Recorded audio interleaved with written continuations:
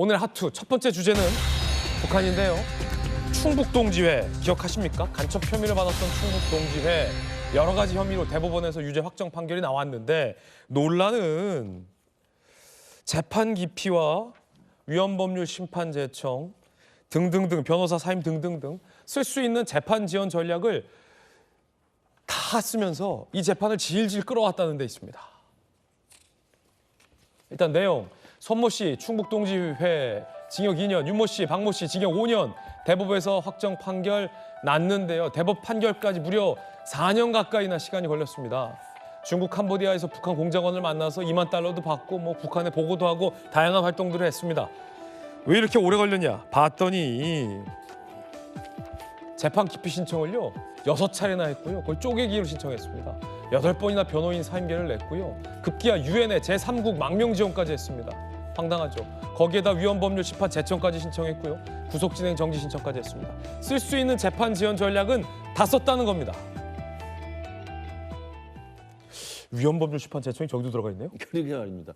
그러니까 지금 대법원의 최종 확정 판결된 내용을 보면은 지령을 받고 공작금을 수수하고 실제로 지령받은 대로 우리 대한민국의 여러 가지 정보를 북에 보냈다는 거 아니에요? 정말 국가적인 차원에서 보면 굉장히 위험한 사람들인데 저렇게 오랫동안 재판을 진행이 됐고 이제서야 확정 판결 됐다고 하는데 그 형량도 대폭 줄였다고 그래요. 그러니까 본래 검찰이 기소할 때는 이 반국가단체 구성죄, 범죄단체 구성죄를 넣었는데 그걸 빼가지고 형량이 대폭 줄였다는 것도 좀 눈여겨볼 대목이고요. 더 중요한 것은 우리 대한민국 사법 시스템에 있는 모든 쓸 수 있는 수단을 다 써서 재판을 계속 늘린 겁니다. 그래서 중간에 구속기간이 다 만료됐기 때문에 보석으로 풀려나기도 하고 그랬다는 거 아니에요. 그러니까 저는 이게 우리가 많이 기시감이 있는 게 이재명 대표의 이 법꾸라지 같은 재판 기피도 있지만 저는 그렇게 생각합니다. 우리나라의 사법 시스템은 굉장히 선진적이에요. 그러다 보니까 피고인의 인권, 피의자의 인권을 보호하기 위해서 많은 노력을 하게 돼 있죠. 그러면 정말 9명의 도둑을 놓치더라도 1명의 억울한 사람이 생겨서는 안 된다는 게 맞기 때문에 피의자와 피고인을 우선으로 보는 건 맞지만 저렇게 반체제 사범 그리고 부정부패 대형 비리 사범이나 굉장히 악랄한 범죄자들까지도 그 대한민국의 선진적인 사법 시스템을 악용해서 정말 빨리빨리 처벌을 하고 정말 피해자 입장에서는 정말 울분에 찬 그 죗값을 받게 하는 걸 원하는데도 그게 이루어지지 않는 상황이 많이 생기고 있어요. 그러니까 저는 이런 면에서 보면 저런 법을 최대한 이용해서 하는 걸 어떻게 할 수는 없습니다만 제가 볼 때 대한민국 사법 시스템을 악용하는 저 철면피 같은 이 법꾸라지 행태들은 우리가 정말 나서서 무슨 특단의 대책을 세우는 게 필요하다고 생각합니다. 네. 자, 김우태 의원님. 국민의힘의 장동혁 의원이 이재명 대표의 위헌법률 심판 제청 신청을 비판하면서 간첩단이 쓴 수법이다라는 논평 내기도 했었잖아요. 법관 기피 신청, 그리고 변호사 사임, 위헌법률 심판 제청. 이재명 대표도 다 했던 것들이잖아요. 어떻게 보십니까?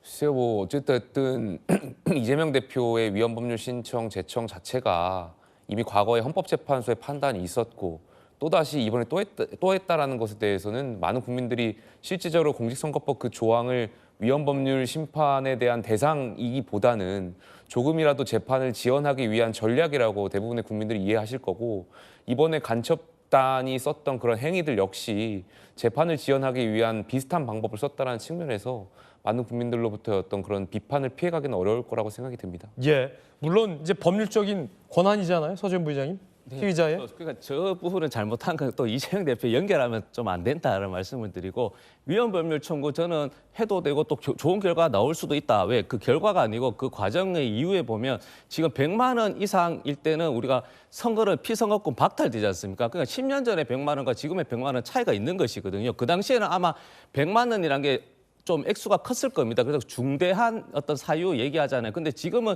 좀 이제 사소한 거짓말 했을 때 100만 원의 가치가 상대적으로 작기 때문에 저는 금액을 올리든지 혹은 피선거권 제한을 조금 이제 좀 열어둔다는 정도를 완화할 필요가 있다 보는 것이고 이재명 대표는 이런 식으로 법률을 계속 위헌법률 청구해서 저도 혜택을 받은 게 있어요. 그 경기도지사 2019년 선거 때도 원래는 국회의원들은 예비후보, 예비경선 때 후원자 모금이 되는데 그 대구시장이라든 경기도지사는 안 됐었거든요. 그런데 이걸 헌법소원을 냅니다. 이재명 지사가. 그래서 그게 위헌이 맞다라고 판결이 나서 저 같은 경우도 대구시장, 홍준표 시장 했을 때 예비 후보일 때 경선 후보금으로 해가지고 제 금액을 좀 아낀 부분이 있거든요. 그래서 이런 부분은 필요하다 이 말씀드립니다. 네.